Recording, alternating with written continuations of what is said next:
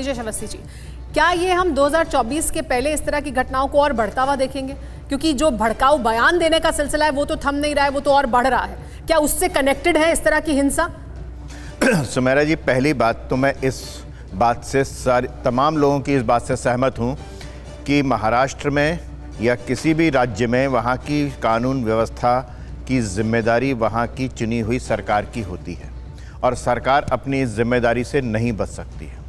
हर प्रदेश, देश और प्रदेश, हर प्रदेश में कहीं ना कहीं कोई ना कोई असामाजिक तत्व होते हैं, इसलिए इस बात से तो नहीं बचा जा सकता। लेकिन महत्वपूर्ण बात यह है कि जो बात आपने चरणजीत सापरा से कही थी कि जीत के बाद जिस तरीके के झंडे लहराए गए, उनका और इनका आपस में क्या संबंध है?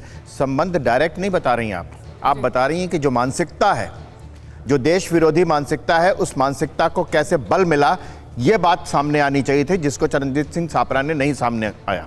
उनको बताना चाहिए कि जो भी हुआ वो क्यों हुआ वहाँ पर।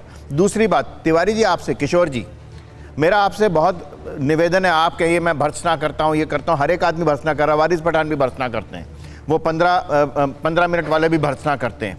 लेकिन आप एक बात बताइए, आप राज्यसभा की एक सीट के लिए कहाँ किसके पास गए थे आप वोट मांगने? नैतिकता की बात आप करते हैं। जिसने शिवाजी के बेटे की आंखें निकाली, उसकी मज़ार पे जाकर के आप, जो वहाँ पर मरसिया पड़ता है, उससे आप वोट मांगने गए थे और नैतिकता की बात करते हैं आप। मैं इस बात से, आप यहाँ बैठ करके टीवी स्टूडियो के चैनल पे बैठ करके यहाँ पे आप कह दीजिए मैं भर्त्सना करता हूँ, वारिस पठान कह देंगे मैं खंडन करता हूँ, चरणजीत सिंह सापरा कहते हैं, लेकिन वास्तव में कोई भी नहीं है ऐसा। ठीक है, वापस अगर उसी मुद्दे पर आए, ये तो देखिए राजनीति के तमाम मुद्दे हैं, इस पर बहुत बार चर्चा होती रहेगी, लेकिन जिस मुद्दे पर आप वापस लेकर जा रहे थे, चरण सिंह सापरा जी से मैं उस पर प्रतिक्रिया लूंगी। आपके मुताबिक कनेक्शन है कर्नाटक में आए चुनाव नतीजों का यहाँ महाराष्ट्र में हो रही हिंसा से? अवनीश जी। हाँ, अच्छा मुझसे सवाल, मैं एग्जैक्टली यही कह रहा हूं। मैंने कहा ना कि ऐसा क्यों होता है कि एक कांग्रेस पार्टी की जीत पर वहां पर जिस तरीके के झंडे लहराए जाते हैं, उसका मसला क्या है, उसका मतलब क्या है, उसका तात्पर्य क्या है? और उसी दिन, ठीक उसी दिन और ठीक उसी तरीके की प्रतिक्रियाएं आती हैं वहां पर।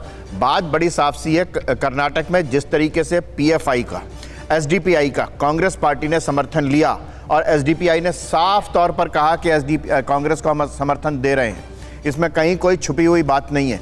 कांग्रेस कुछ भी करती रहे, अभी देखना होगा क्या कि जिस तरीके की शर्तें सामने आएंगी, कि जिस प्रकार से पिछली बार की सरकार ने पीएफआई के 1400 कार्यकर्ताओं को छोड़ा था, इस बार भी वही होने वाला है। समर्थन लेंगे तो फिर ये होगा क्या? आपके मुताबिक कनेक्शन है सीधा। चरण सिंह सापरा जी, क्या आप इसी से बचने की कोशिश कर रहे हैं, जिस कनेक्शन को स्थापित करने की बात कर रहे हैं अवनीश अवस्थी जी, जो हम सवाल पूछ रहे हैं कि क्या बल मिलता है इस तरह की ताकतों को जिनका आप समर्थन लेकर चुनाव जीतते हैं?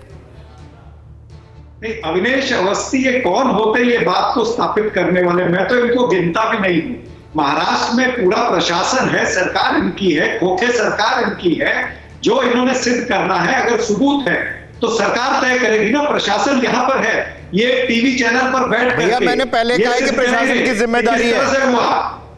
मैंने पहला वाक्य ये बोला है, सापरा जी आप ना सुने, आपकी मर्जी है। मैंने अरे छोड़िए आप संभाजी नगर के बारे में, अकोला के बारे में, वहां पर कर्नाटक में जो नारे लगे उसके बारे में बताइए आप। मैंने आपने नहीं बोला था, सुनिए। नहीं, आपने कहा कि आपने जो कहा ना, आपने मेरे बारे में कहा कि प्रशासन की जिम्मेदारी है, वो मैं पहले कह चुका हूँ। लेकिन आप ये बताइए कर्नाटक में नारे किसके लग रहे थे?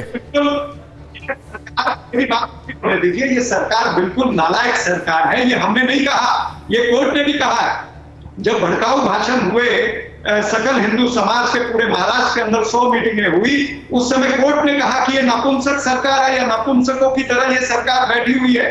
तब आपकी जबान नहीं खुली। किसके पालघर के बारे में कह रहे हो क्या आप?